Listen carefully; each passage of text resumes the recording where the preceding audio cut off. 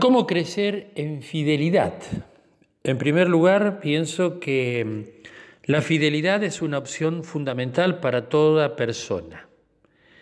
Es indispensable en el matrimonio, en la vida consagrada, en ustedes, franciscanos seglares. Es fundamental hacia la vida la fidelidad. Es una opción posible, es necesaria, es indispensable.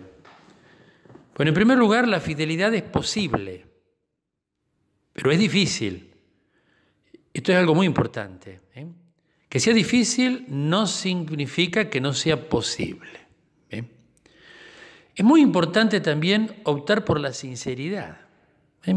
Sacarnos la careta y ver cómo andamos en esta cuestión de la fidelidad al compromiso que hemos asumido. Las infidelidades son muy variadas y abundantes. La moneda de la OFS tiene una doble cara. Por un lado, la de la infidelidad, la de las dificultades, la fragilidad, el abandono. Y la otra cara de la moneda es la hermosa cara de la perseverancia, de los vínculos más fuertes, de la gracia, de la fraternidad. La fidelidad, como les decía, está en crisis. ¿Por qué motivo? Porque la cultura actual, en general, refuerza el valor de lo provisorio, del cambio, de la espontaneidad, el desorden afectivo de nuestra sociedad. La fidelidad necesita cuidado y curación también, con la vuelta a lo esencial. Y en esto tenemos que tener en cuenta las fragilidades personales, que son propias también de la cultura y de estos tiempos. Segundo lugar, la fidelidad es necesaria para todos y en todo lugar. ¿Por qué? Porque es el modo de llegar a la fecundidad. Para hablar sobre la fidelidad, hace bien dialogar con los que han abandonado los compromisos asumidos. De ellos podemos aprender mucho. También tenemos que hablar con aquellos que permanecen. No son pocas las llamadas a una mayor fidelidad y a no perder ese entusiasmo vocacional inicial. Y esto es algo que es muy importante que reflexionemos y que pensemos.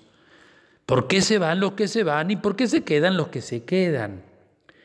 ¿Y qué es lo que decepciona o hace perder a veces motivaciones en la vida franciscana seglar? La persona fiel manifiesta una gran alegría y su vida se hace fecunda. No podemos olvidar que en el corazón de la fidelidad está la persona de Jesús. Él es el fiel y el que permanece fiel y el que nos pide esa fidelidad. Para esto es necesario profundizar en antropologías y teologías sanas y realistas para darnos base y conocimiento de nosotros mismos. En el fondo, responder a esa pregunta que se hacía Francisco: ¿quién eres tú y quién soy yo? Pensemos a veces en estas mentalidades o grupos restauracionistas que consideran que ser fiel es volver al pasado y volver atrás. O como los fariseos, que pensaban que la fidelidad pasaba por el cumplimiento de normas y de reglas, y de esa manera se vivía la fidelidad. Creo que una pregunta que nos debemos es, ¿qué considero yo que es ser fiel? ¿Cómo soy fiel yo aquí y ahora en estos tiempos? En tercer lugar, y por último, la fidelidad es indispensable. Es indispensable. La fidelidad renueva y hace nuevo permanentemente el amor, la entrega, la donación. Nuestra fidelidad se basa en la fidelidad de Dios, que está garantizada, y en el permanecer en lo prometido, que es un don suyo. La fidelidad pone pasión a nuestra vida. No se trata, en primer lugar, de una fidelidad a principios o a normas, sino a personas concretas. A Jesús, al Evangelio, a María, a Francisco de Asís, a los hermanos, a la fraternidad, a los hombres y mujeres de nuestros tiempos, a los pobres, a los excluidos, a los marginados. Es decir, en ellos nosotros buscamos responder a esa fidelidad que se nos llama. Es posible la fidelidad también donde hay una pasión ardiente. Y creo que tenemos que volver a recuperar eso, la pasión, recuperar la pasión. La fidelidad nos enseña a disfrutar lo que se hace y lo que se vive, el gozo de la vida cotidiana, la búsqueda insaciable de sentido y de trascendencia, recuperar la capacidad de admiración, la capacidad esa de dejarnos sorprender por lo que Dios hace. Francisco en eso era un maestro, ¿no? La fidelidad es un don. Mide la calidad de nuestro amor, de nuestra capacidad de vincularnos con lo trascendente, de vincularnos con los demás, con los hermanos, con la fraternidad.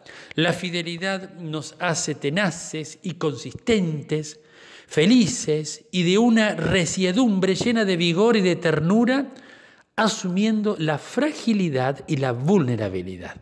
Hay que tener en cuenta que la fragilidad es algo constitutivo de nuestra vida. Somos frágiles, llevamos tesoros en vasijas de barro. Y la vulnerabilidad hacia aquello que viene de afuera y que nos golpea, nos sacude, nos lastima, nos hiere. Esta doble dimensión la tenemos que tener siempre presentes, porque hace a la constitución de nosotros y aquello que es inevitable, que viene de afuera. Tenemos que recuperar la pasión. Sin pasión, nuestra vida se vuelve sosa, se vuelve insípida.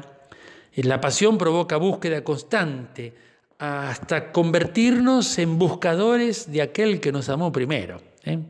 Un franciscano seglar es un permanente buscador de Dios. En las acciones, en lo concreto, en la vida seglar. La pasión por Jesús es lo que lleva a descubrir a Jesús como el todo de la vida. Para mantener viva la pasión es necesario retornar al Evangelio, aquello que Francisco decía, sin glosa, el primer gran principio de renovación, como nuestra forma de vida, como norma última y regla suprema, hasta transformarnos en exégesis viviente de la palabra de Dios.